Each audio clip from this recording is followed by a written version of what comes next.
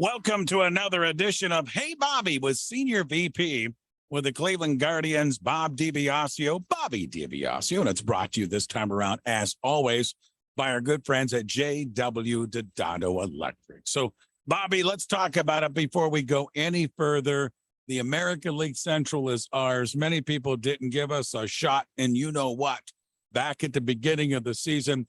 But I think this team, you can expand a little bit on this team, how it looks, because you've been there for many division champions. This one may look different than maybe some of all the other ones together. And also, I wanted you to talk as we go on with the show today about the job that Tito has done this year, bringing this team along. And I like what Quantrill had to say yesterday. Yeah, you're young, but we're pretty good too.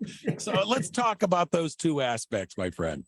Yeah, I think it was Cal also, Ray, that said something about we just march as soldiers to what Tito says to do, and what a leadership role that he showed this year. Remarkable. He and his coaching staff, and obviously the team behind them with Chris Antonetti, Mike Chernoff, everybody involved in our baseball operations department. True team effort on a special season. Our 11th Central Division title. To give some perspective to our fans, the Twins are second since divisional titles. You know, we started 3 divisions in 94, but there was the strike, so you started 95, and we've won 11. The Twins have won 8. Detroit and Chicago have won 4, and Kansas City 1 in all this time. Oddly, they've also won a World Series in their 2 years. Other than that, they've finished last. So it's been a bizarre time in Kansas City. But our 11th Central title, our first since we won 3 straight in 16, 17, and 18, and then in 19, 20, and last year 2021 we finished second. So a nice 6-year run, now 7-year run, where we have 4 division titles and 3 second place finishes. Tito, we talk about Tito.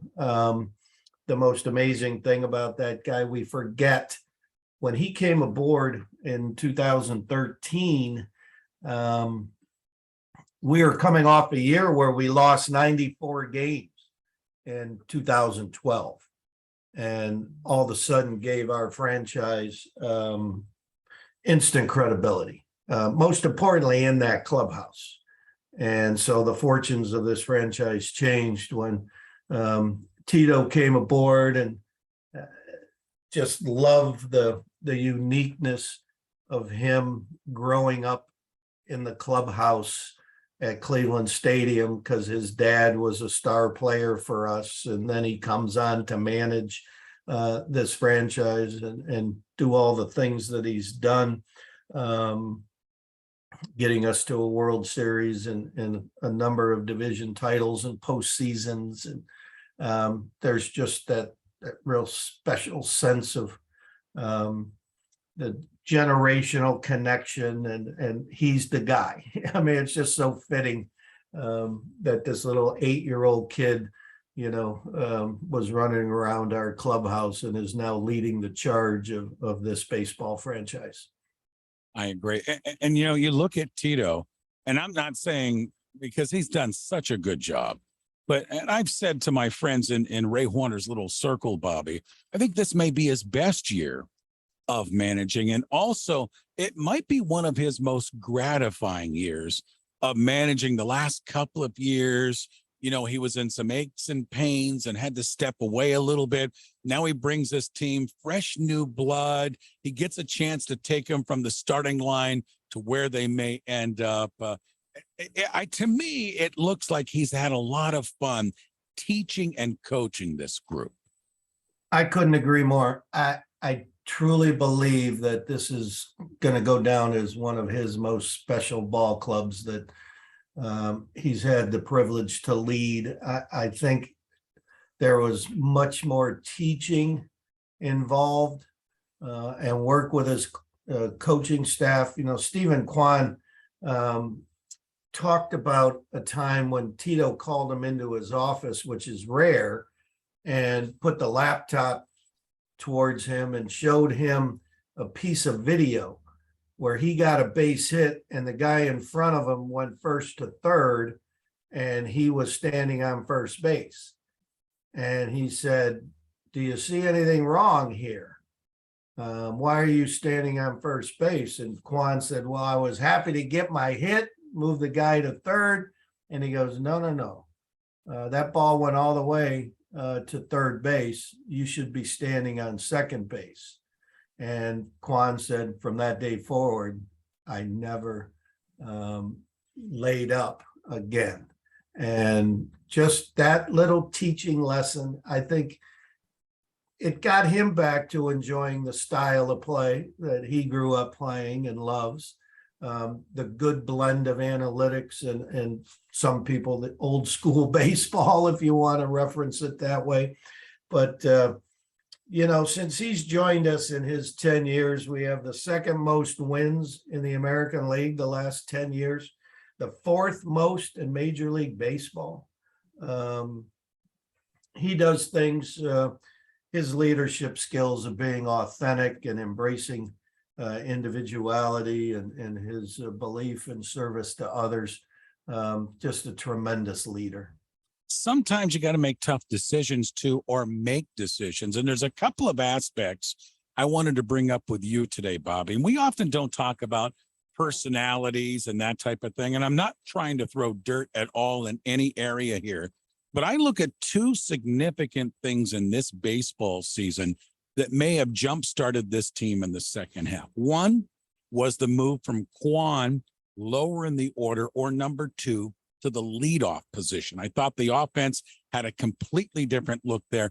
And also it was the organization, I'm sure Tito had a role here in the trading and designated in Franmil Reyes, which opened up the opportunity for more team speed from top to bottom in the lineup. Can you talk about those two moves? Well, I think let's start with Franmil. I think Franmil was simply style, swinging and missing.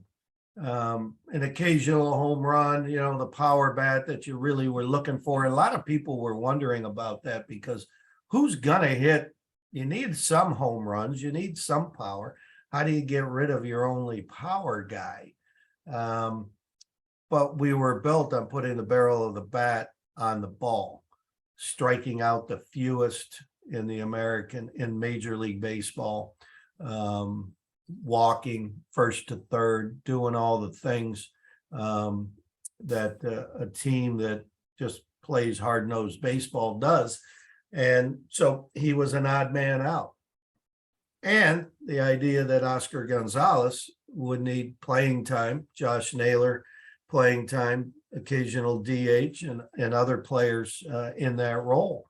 But it was more of I think, a philosophical scenario with Franmil that, you know, that big swing and miss just doesn't work on who we are right now. And we had some young, talented athletes that needed playing time.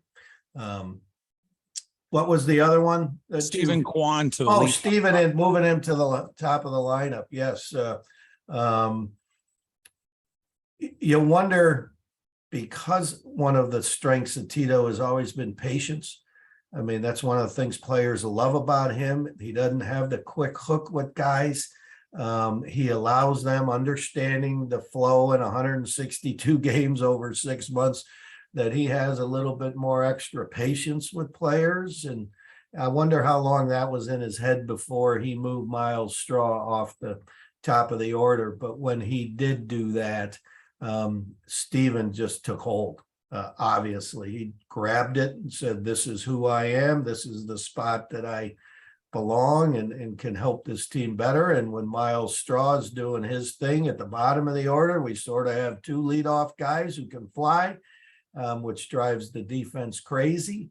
But again, I think if you're looking for managerial moves, the those probably are two very interesting ones, but organizationally, if you look at a turning point, we all say April 5 when Paul Dolan, Chris Antonetti, Jose Ramirez were sitting in a conference room, Paul in Cleveland on a Zoom, getting the deal done to keep Jose Ramirez a part of this organization.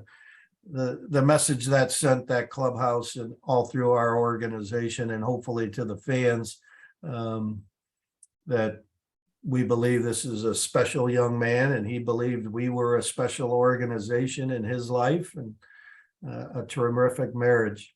Again, just look at the stats of Jose's season this year. I mean, what another, if Aaron Judge wasn't off doing what he's doing, and Shohei, Jose would be in the MVP discussion.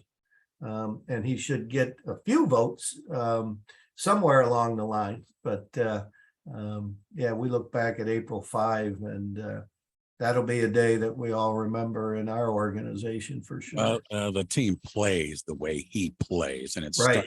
starts at the top with Tito and Jose Ramirez, the first to third, the hat popping off, and that's the way these guys play top to bottom. Bobby, before I let you go for this week's show, a little adjustment this year in the playoff format, since we are now in as Central Division champions with 3 wild card teams. A lot of fans confused on how that's going to shake out. Can you explain that for us? Yeah, real quickly. There's 6 teams that make the postseason now in Major League Baseball in each league. So that's 12 out of the 30 teams get to the postseason. In the American League, we'll talk specifics. The Yankees and the Houston Astros have a better win-loss record than us as divisional winners.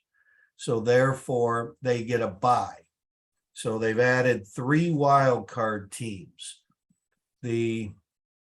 Right now, it's a close race. Toronto's in first of the wild card teams, have a little bit of a lead.